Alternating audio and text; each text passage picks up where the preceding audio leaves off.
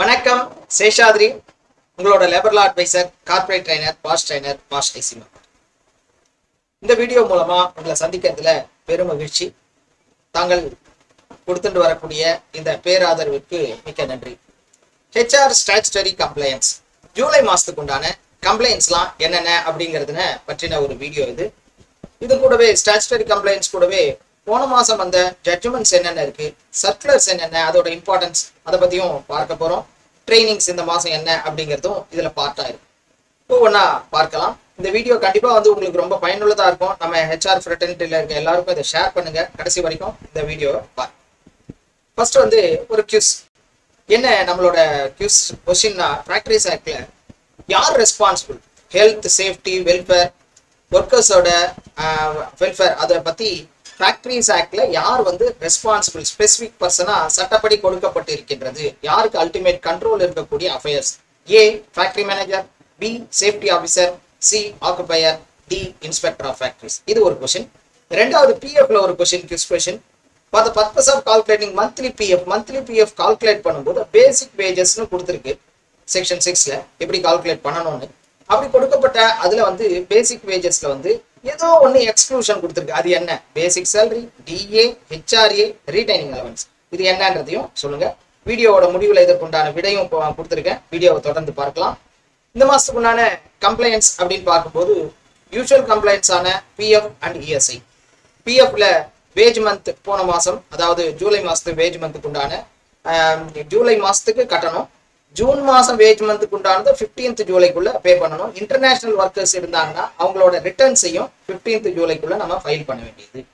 ESIயும் அதே மாதிரி monthly challan June மாசம் வேஜ் மந்த்துக்கு உண்டானது 15th ஜூலைக்குள்ள பண்ண வேண்டியது. அடுத்த ஸ்டாச்சுட்டரி கம்ப்ளைண்ட்ஸ் பார்த்தோம்னா ஆஃப் இயர்லி ரிட்டர்ன்ஸ். நிறைய ஸ்டேட்ல, அதுவும் சதர்ன் ஸ்டேட்ல இருக்கக்கூடிய தமிழ்நாடு, ஆந்திர பிரதேஷ், தெலுங்கானா, கேரளா இந்த ஸ்டேட்ஸ்க்கு உண்டான half yearly returns factories rules, அந்தந்த ஸ்டேட்டோட ஃபேக்டரிஸ் ரூல்ஸ் ஃபார்ம் 22 ஆன்லைன் மூலமா 31st ஜூலைக்குள்ள ஆஃப் இயர்லி ரிட்டர்ன்ஸை ஃபைல் பண்ணணும். Factories rules, factories act, factories rules பிரகாரம் ஃபார்ம் 22 ஆன்லைன்ல 31st ஜூலைக்குள்ள ஃபைல் பண்ணணும். கான்ட்ராக்டர் CLRA பிரகாரம் கான்ட்ராக்டரும் ஆஃப் இயர்லி ரிட்டர்ன்ஸ் ஃபைல் பண்ணணும். எந்தெந்த ஸ்டேட்னு பார்த்தோம்னா தமிழ்நாடு, ஆந்திர பிரதேஷ், தெலுங்கானா, கேரளா அண்ட் பாண்டிச்சேரி. இந்த ஸ்டேட்டுக்கு உண்டான CLRA ஆக்ட்ல வரக்கூடிய கான்ட்ராக்டர்ஸ் ஃபைல் பண்றாங்களான்னு நம்ம என்ஷூர் பண்ணிக்கணும். அதுவும் 31st ஜூலைக்குள்ள பண்ணணும் ஆன்லைன்ல டிஸ்போர்ட்டர்லயே. அடுத்ததா ஆஃப் இயர்லி ரிட்டர்ன்ஸ், பர்டிகுலர்லி இது தமிழ்நாட்டில் மட்டும் இருக்கக்கூடிய ஒரு half yearly returns. IT and ITஸ் உண்டான எல்லா சாஃப்ட்வேர் நிறுவனங்கள், அந்த நிறுவனங்களுக்கு மட்டும் உள்ள ஒரு ஆஃப் இயர்லி ரிட்டர்ன்ஸ். இது என்னன்னா form O Tamil Nadu shop and establishment act கீழே வருது. Form 8 payment of wages rules, Tamil Nadu payment of wages rules. Form 12 Tamil Nadu minimum wages rules. Form L Tamil Nadu maternity benefit rules. Form 5 Tamil Nadu payment of gratuity rules. தமிழ்நாட்டுக்கு மட்டும் இருக்கக்கூடிய shop and establishment கீழே வரக்கூடிய IT and ITஸ் மட்டும் இந்த of yearly ரிட்டர்ன்ஸை 31st ஜூலைக்குள்ள file பண்ணணும். Online portal இப்போதான் ரெடி ஆயிட்டு இருக்கு. ஃபுல் ஃபிளெஜ்டா இல்லை, அப்படி இல்லைனாலும் மேனுவலா சப்மிட் பண்ணிருக்கோம். அடுத்ததா லேபர் வெல்ஃபேர் ஃபண்டு கீழே ஆஃப் இயர்லி ரிட்டர்ன்ஸ் ஒரு சில ஸ்டேட் மட்டும், லைக் ஒடிசா, வெஸ்ட் பெங்கால், கோவா, டெல்லி, மத்திய பிரதேஷ், மகாராஷ்டிரால இருக்கு. அது கூடவே மந்த்லி இது ப்ரொஃபஷனல் டேக்ஸ் எந்தெந்த ஸ்டேட்ல மந்த்லியா கட்டிட்டு இருக்கோமோ அதையும் சேர்த்து ஸ்டாச்சுட்டரி கம்ப்ளைண்ட்ஸா இந்த மாசம் பண்ண வேண்டியது. ட்ரைனிங் பார்க்கும்போது ஒன்று டைரக்ட் செஷன் இந்த மாசம் ஒசூர்ல உங்களை எல்லாம் மீட் பண்றதுக்கு வரும். மாஸ்டர் இன் ஸ்டாச்சுட்டரி கம்ப்ளைண்ட்ஸ்ல என்னென்ன ஃபார்ம்ஸ், ரெஜிஸ்டர்ஸ், ரிட்டர்ன்ஸ், ரிப்போர்ட்ஸ் இதெல்லாம் கம்ப்ளீட்டா எல்லா சட்டத்துக்கு கீழே வரும். என்னென்ன ஃபார்ம்ஸ் எல்லாம் நம்ம ரெஜிஸ்டர்ஸ் மெயின்டைன் பண்ணோம், என்ன ஃபார்ம்ஸ் மெயின்டைன் பண்ணோம், ரிட்டர்ன்ஸ் அண்ட் ரிப்போர்ட்ஸ் என்னெல்லாம் சப்மிட் பண்ண வேண்டியது அப்படிங்கிற பத்தினா ஒரு கம்ப்ளீட் செஷன், 1 day செஷன் ஒசூர்ல ஹோட்டல் ஸ்ரீ கிருஷ்ணால நடக்க போறது. டேட் 19/7. அடுத்ததா virtual workshop, full day workshop. ரொம்ப அற்புதமான ஒரு ஆக்டிவிட்டி பேஸ்ட் ஒர்க் ஷாப். காத்தால 9 மணிலிருந்து சாயங்காலம் 4 மணி வரைக்கும் சண்டேஸ்ல. நடுவில் பிரேக் ஒரு 2 hours 12 to 2 பிரேக் இருக்கும். 27 20ஆம் தேதி வரப்போற 20ஆம் தேதி சண்டே இங்கிலீஷ்ல ஒரு செஷன். என்ன செஷன்னா ஒர்க் ஷாப் ஆன் கம்ப்ளைண்ட்ஸ். என்ன கம்ப்ளைண்ட்ஸ் இன் ரெக்ரூட் பண்ணும்போது, அப்பாயிண்ட் பண்ணும்போது, ப்ரொபேஷனரியில கன்ஃபர்மேஷன் அண்ட் செப்பரேஷன் பண்ணும்போது என்னென்ன லேபர் லாஸ் எப்படிலாம் நம்ம இது பண்ணணும், இன்க்ளூடிங் அப்பாயின்மெண்ட் லெட்டர் என்ன, பேக்ரவுண்ட் வெரிஃபிகேஷன் என்ன, எம்ப்ளாய்மெண்ட் கான்ட்ராக்ட்ஸை எப்படி போடணும், லீகல் அந்த செப்பரேஷன் போது என்னென்ன லீகல்லாம் நம்ம பார்க்கணும், என்ஷூர் பண்ணிக்கணும் அப்படின்றது complete workshop, activity based workshop in English. On 20th 7 Sunday இருக்கு. அதே மாதிரி தமிழ்ல வந்து ஸ்டாண்டிங் ஆர்டர்ஸ் அண்ட் டொமஸ்டிக் என்கொயரின்ற full day workshop, practical workshop, domestic enquiry எப்படி கண்டக்ட் பண்ணணும், அதுல மேனேஜ்மெண்ட் தரப்புல எப்படி பிஹேவ் பண்ணணும், ஒர்க்மேன் தரப்புல என்னென்ன மாதிரியான நேச்சுரல் ஜஸ்டிஸ் கொடுக்கணும் அப்படிங்கிற ஒரு ஒர்க் ஷாப் 27ஆம் தேதி காத்தால 9 to 4 மணி வரைக்கும். நடுவில் வந்து கேப் வந்து 12 to 2 இருக்கும். அதை பத்தின ஒரு ஒர்க் ஷாப் அவசியம் கலந்துக்க வேண்டியது. அது இல்லாம 2 hours ஒரு செஷன் ஒன்று இங்கிலீஷ்ல இஎஸ்ஐ அண்ட் எம்ப்ளாயி காம்பன்சேஷன், அதுல இருக்கக்கூடிய அப்ளிகபிலிட்டி, என்னென்ன பெனிஃபிட்ஸ் இஎஸ்ஐல எம்ப்ளாயி காம்பன்சேஷன்ல எப்படி கால்குலேட் பண்ணணும், எப்படி கிளைம் பண்ணணும் அப்படிங்கிற பத்தின ஒரு 2 hours செஷன் 31/7 பிளான் பண்ணப்பட்டிருக்கு. இதுக்குண்டான தகவல்கள் எல்லாமே வந்து மிஸ்டர் தினேஷை கான்டாக்ட் பண்ணீங்கன்னா அவர் கிடைக்கும். அது இல்லாம 2 hours ஆன்லைன் செஷன் கண்டினியூஸா தமிழ்ல நடந்துட்டு இருக்கு. அண்ட் டெக்னிக்கல் செஷன் இந்த மாசத்துல பார்த்தோம்னா 80 ப்ராப்ளம் சால்விங் டெக்னிக்ஸ், வேர் ஹவுஸ் மேனேஜ்மெண்ட் 2 செஷன். இதுக்குண்டான தகவல்களையும் மிஸ்டர் தினேஷை கான்டாக்ட் பண்ணி தெரிஞ்சுக்கலாம். சிபிஐ பாயிண்ட்ஸ் இந்த மாதம் மே மாசத்துக்கு வரைக்கும் உண்டான பாயிண்ட்ஸ் கிடைச்சிருக்கு. பாயிண்ட்ஸ் பார்த்தோம்னா பெருசா மாற்றங்கள்லாம் இல்லை. 339 பாயிண்ட்ஸ்ல அப்படியே தான் இருக்கு, பெரிய மாற்றங்கள் இல்லை. ஜட்ஜ்மெண்ட்ஸ் ஜட்ஜ்மெண்ட்ஸ் எல்லாம் பார்த்தோம்னா ரொம்ப அற்புதமான ஜட்ஜ்மெண்ட்ஸ் போன மாசம் வந்திருக்கு. அப்பாயின்மெண்ட் கிளாஸ்ல வந்து இத்தனை வருஷம் நீங்க ஒர்க் பண்ணணும், ஒர்க் பண்ணாதான் நான் உங்களை வந்து ரிலீவ் பண்ணுவேன், அப்படி இல்லைன்னா நீங்க டேமேஜ் பே பண்ணணும் அப்படிங்கிறது ஒரு வேலிடான கண்டிஷன் தான், அந்த மாதிரி சொல்லலாம் அப்படிங்கிறது சுப்ரீம் கோர்ட் வந்து ஒரு ஜட்ஜ்மெண்ட்ல கொடுத்துருக்காங்க. இதை பத்தின அனாலிசிஸ் தனி வீடியோவா வரும், இந்த சேனல்ல சப்ஸ்கிரைப் பண்ணுங்க பார்க்கலாம். இப்போதைக்கு அந்த கிளாஸ் அப்பாயின்மெண்ட் லெட்டர்ல நீங்க இத்தனை வருஷம் சர்வீஸ் பண்ணணும், இல்லைன்னா இவ்வளவு பே பண்ணணும்ன்ற கிளாஸை வந்து போட்டுக்கலாம் அப்படிங்கிறது சுப்ரீம் கோர்ட்டோட ஜட்ஜ்மெண்ட்.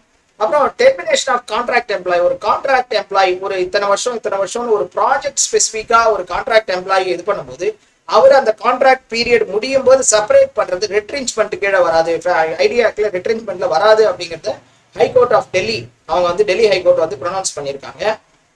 பர்மனன்சி அப்படின்னு பார்க்கும்போது ஒரு நபர் டெய்லி வேஜஸ் நபர் பல விதமான பிரான்ச், ஒரு ஆஃபீஸ் இருக்கு, அந்த ஆஃபீஸ்க்கு பல பர்டிகுலரா இது பேங்க்ல வந்த ஜட்ஜ்மெண்ட், பல பிரான்ச்சஸ்ல இருக்க பேங்க்குக்கு அவர் போய் ஒர்க் பண்றாரு டெய்லி வேஜஸ் பேசிஸ்ல. அப்படி இருக்கும்போது அந்த கண்டினியூஸ் சர்வீஸ் எடுக்கும்போது ஒவ்வொரு பிரான்ச்சும் தனித்தனியா தான் கவுண்ட் பண்ணுமே ஒழிய ஒரு இதுவா வச்சுட்டு எல்லா பிரான்ச்ல ஒர்க் பண்ண டேஸை கவுண்ட் பண்ணி கண்டினியூஸ் சர்வீஸ் கொண்டு வர முடியாது, பர்மனன்சி கோர முடியாது அப்படிங்கறத ராஜஸ்தான் ஹைகோர்ட் வந்து ஜட்ஜ்மெண்டா கொடுத்திருக்காங்க.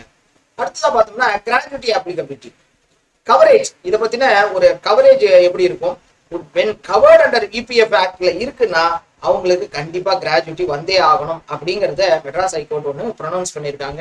எனக்கு கிராஜுவிட்டி அப்ளிகபிள் ஆகாது, என்னோட ஸ்ட்ரென்த் இல்லை அப்படின்னு சொல்ல முடியாது, பிஎஃப் இருந்தா கண்டிப்பா கிராஜுவிட்டி ஆக்ட் கீழே வரும் அப்படிங்கறது மெட்ராஸ் ஹைகோர்ட் சொல்லியிருக்கு. அடுத்ததா வந்து raising ID industrial dispute long delay, ஒருத்தர் என்ன பண்ணியிருக்காருன்னா இந்த கேஸ்ல ஒரு ஃபீமேல் எம்ப்ளாயி ரொம்ப லாங் கேப்ல ஒவ்வொரு வருஷம் 16 நாள், ஒரு வருஷம் 80 நாள், இதே மாதிரி நடுவில் ஒரு 4 வருஷம் வரல, அதுக்கப்புறம் ஒரு கண்டினியூஸா ஒர்க் பண்ணியிருக்காங்க. இதெல்லாம் வந்து கம்பைன் பண்ணி அந்த டெர்மினேஷனுக்கு வந்து அந்த லாங் ரொம்ப நாள் கழிச்சு வரும்போது அதை வந்து கொண்டு ஐடி ஆக்ட்ல எடுத்துக்க முடியாது, ஏன்னா டிலே இவ்வளோ முன்னாடி இருந்ததெல்லாம் எடுத்துட்டு வந்து இப்போ கொண்டு வந்து சேர்க்க முடியாது அப்படிங்கிறத ஹிமாச்சல் பிரதேஷ் ஹைகோர்ட் வந்து ஜட்ஜ்மெண்டா கொடுத்துருக்காங்க. அதாவது ரொம்ப நாள் பழைய கேஸ்லாம் எடுத்துட்டு வந்து இப்போ என்னோட சர்வீஸ் அப்படின்னு காட்ட முடியாது அப்படிங்கிறத. ரிட்டையர்மெண்ட் ஏஜ் எல்லாருக்கும் தெரிஞ்ச ஒரு கிளாஸ் இது. ரிட்டையர்மெண்ட் ஏஜ் பாத்தீங்கன்னா எந்த சட்டத்திலுமே வரல, எந்த சட்டத்திலையும் இந்த வயசுல ரிட்டையர் பண்ணணுன்றதுலாம் எந்த சட்டத்திலுமே கொடுக்கப்படவில்லை. அப்போ எதுல தான் கொடுத்துருக்குன்னா ஸ்டாண்டிங் ஆர்டர்ஸ்ல கொடுத்துருக்கு. யூஸ்வலா சர்டிஃபிகேட் ஸ்டாண்டிங் ஆர்டர் இருந்ததுன்னா அது ப்ரிவைல் ஆகும், அப்படி இல்லைன்னா மாடல் ஸ்டாண்டிங் ஆர்டர்ல ஒரு ஏஜ் கொடுக்கப்பட்டிருக்கு. அன்லஸ் எப்போ அது வந்து ஆக்டிவா இருக்கும் அப்படின்னா ஒரு எம்ப்ளாயருக்கும் எம்ப்ளாயிக்கும் எந்த வித அக்ரிமெண்ட்டும் இல்லைன்ற போது தான் மாடல் ஸ்டாண்டிங் ஆர்டர்ல இருக்கக்கூடிய ரிட்டையர்மெண்ட் ஏஜ் எடுத்துக்கணும். அதர்வைஸ் இதே மாதிரி இருந்ததுன்னா அந்த அக்ரிமெண்ட்ல இருக்கக்கூடிய அந்த ஏஜ் தான் எடுத்துக்கணும். அது எந்த ஏஜ் வேணாலும் இருக்கலாம், அவர்கள் டிசைட் பண்ணிக்கலாம். அப்போ மாடல் ஸ்டாண்டிங் ஆர்டர் கட்டுப்படுத்தாது அப்படிங்கிறத பாம்பே ஹைகோர்ட் வந்து ஜட்ஜ்மெண்டா கொடுத்துருக்காங்க. அடுத்ததா பார்க்கும்போது ஈக்குவல் பே, ஈக்குவல் ஒர்க்குக்கு ஈக்குவல் பே கொடுக்கணும் அப்படிங்கிறத மெட்ராஸ் ஹைகோர்ட் எப்படின்னா எம்ப்ளாயி வந்து வேற ஒர்க் முதல்ல கண்டக்டரா இருக்காரு இவரு, இந்த கேஸ்ல வரக்கூடியவர் கண்டக்டரா இருந்தவரை கிளர்க்கா இது பண்ணும்போது அதுக்குண்டான ஷரத்துக்கள் அந்த கிளரிக்கல்ல யார் யாரெல்லாம் ஒர்க் பண்ணாங்களோ அதுக்குண்டான ரெமுனரேஷன் தான் கிடைக்கணும் அப்படிங்கிறது மெட்ராஸ் ஹைகோர்ட் வந்து ஜட்ஜ்மெண்டா கொடுத்துருக்கா. ஃபேக்டரி பாத்தீங்கன்னா இது ஒரு அற்புதமான ஒரு ஜட்ஜ்மெண்ட் வந்து. ஃபேக்டரின்றது எது அப்படின்றது ஒரு இ காமர்ஸ் இண்டஸ்ட்ரி, அமேசான் மாதிரியான ஒரு இ காமர்ஸ் இண்டஸ்ட்ரி. அவங்க வந்து என்ன பண்றாங்க, கிராசரிஸை டெலிவரி பண்றாங்க. அப்படி டெலிவரி பண்ணும்போது அது ஃபேக்டரிஸ் ஆக்ட் கீழே வருமா, ரொம்ப அற்புதம், நல்லா இன்டெப்தா அனலைஸ் பண்ணா ரொம்ப நல்லா தெரியும். அது நிறைய கேஸ் லாஸ்ல நம்ம ட்ரைனிங் செஷன்ல பார்த்துருப்போம். அந்த மாதிரி இதே மாதிரி பண்ணும்போது காமர்ஸ் அமேசான் மாதிரி இருக்குதுலாம் ஃபேக்டரிஸ் ஆக்ட் கீழே வராது அப்படிங்கிறத மெட்ராஸ் ஹைகோர்ட் ஜட்ஜ்மெண்டா கொடுத்துருக்காங்க. இன்னொரு மெட்ராஸ் ஹைகோர்ட்ல ஜட்ஜ்மெண்ட் பாஷ் ஆக்ட் கீழே வந்திருக்கு. அதுல வந்து ரெஸ்பாண்டன்ட் வந்து என்ன பண்ண cannot take beyond லிமிடேஷன், இத்தனை தடவை இவ்வளவுதான் அப்படின்ற அந்த லிமிடேஷனை வந்து அதை பேஸ் பண்ணி ஒரு செக்ஷுவல் ஹராஸ்மெண்ட் வரக்கூடாது.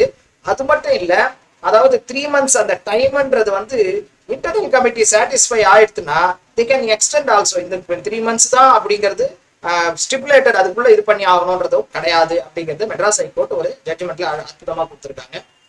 அடுத்ததா ரீசெண்டா வந்திருக்கக்கூடிய டெவலப்மெண்ட் சர்க்குலர்ஸ் அப்படி பார்க்கும்போது ELI scheme, incentive scheme, employment linked incentive scheme வந்து அனௌன்ஸ் பண்ணியாச்சு.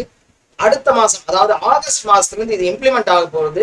இப்ப நம்ம பண்ண வேண்டியது என்ன, ஒரு எம்ப்ளாயர் ஒரு ஹெச்ஆர் பண்ண வேண்டியது என்னன்னா, நம்ம எம்ப்ளாயி எல்லாருக்கும் யூஏஎன் ஆக்டிவேட் ஆயிருக்கா, அதே மாதிரி எம்ப்ளாயி யாருன்னா ஜாயின் பண்ணாலும் உடனே அவங்களுக்கு யூஏஎன் அலாட் பண்ணி ஆக்டிவேட் பண்ண வேண்டியது ஒண்ணு.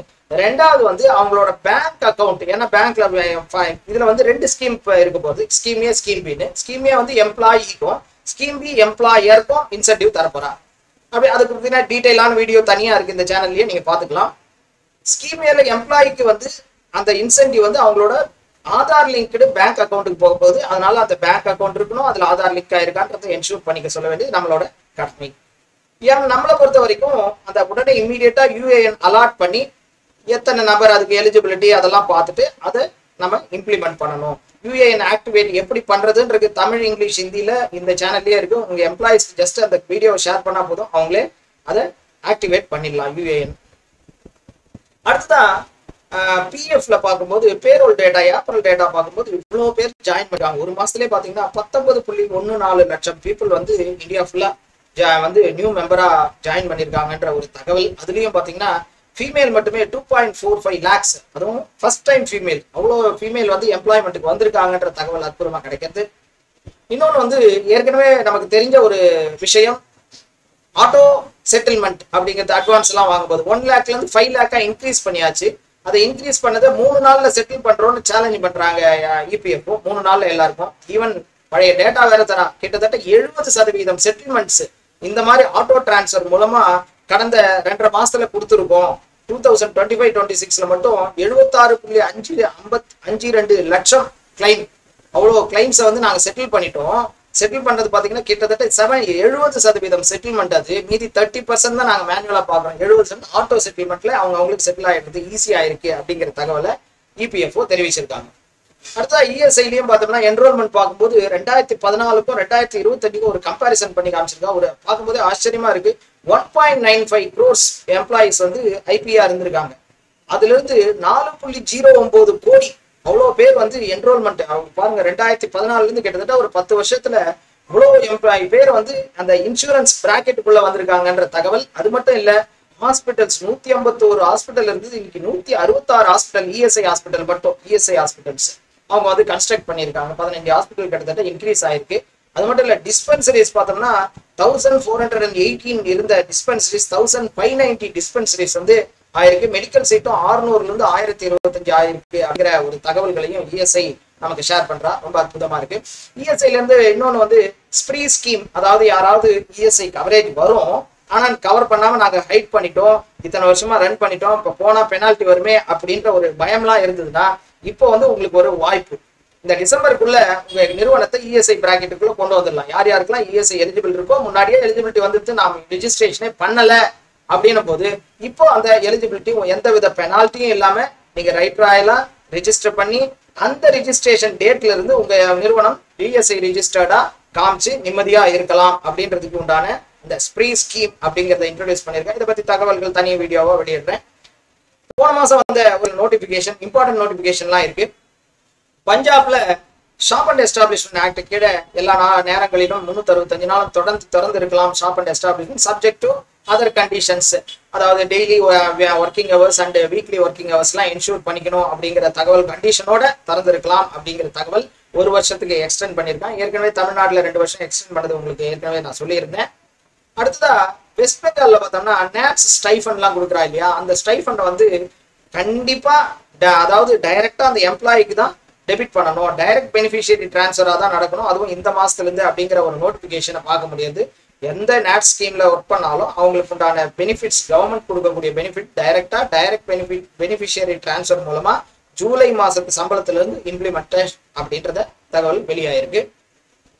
தமிழ்நாடு ஷாப் அண்ட் எஸ்டாப்ளிஷ்மெண்ட்ல வந்து பெனால்டிஸ், முன்னாடி இருந்த பெனால்ட்டிக்கு இப்போ பெனால்ட்டிக்கும் அது ஒரு ரிவிஷன் வந்திருக்கு, ஒரு அமெண்ட்மெண்ட்ல வந்திருக்கு லாஸ்ட் மந்த்ல.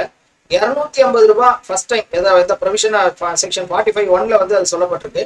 250 ரூபாய் இருந்த ஃபர்ஸ்ட் டைம் அந்த தப்பு பண்ணா ரிப்பீட்டட் தப்புக்கு 1000 ரூபாய் அப்படிங்கிறது ஏற்கனவே இருக்கக்கூடிய ஒரு பெனால்டி கிளாஸ். அதை வந்து ரிவைஸ் பண்ணி 5000 ரூபாய், ஃபர்ஸ்ட் டைம் வந்து 250 5000 ரூபாய், ரிப்பீட்டட் பெனால்ட்டினா 10,000 rupees அப்படிங்கிறதும் புதுசா ஒரு பெனால்ட்டி ஒன்று ஆட் பண்ணியிருக்காங்க. Particularly section 41A violation. அது என்னன்னா, எதுவும் ப்ராப்பரா இல்லாம இம்ப்ராப்பரா இல்லீகலா யாரையாவது டிஸ்மிஸ் பண்ணா, ஷாப் அண்ட் எஸ்டாப்ளிஷ்மெண்ட் ஆக்ட்ல யாரையாவது டிஸ்மிஸ் பண்ணா ப்ராப்பர் இல்லாம டெர்மினேஷன் பண்ணும்போது 50,000 பெனால்ட்டி. எவ்வளவு? 50,000. இது இந்த கிளாஸ் ஏற்கனவே இல்ல, 50,000.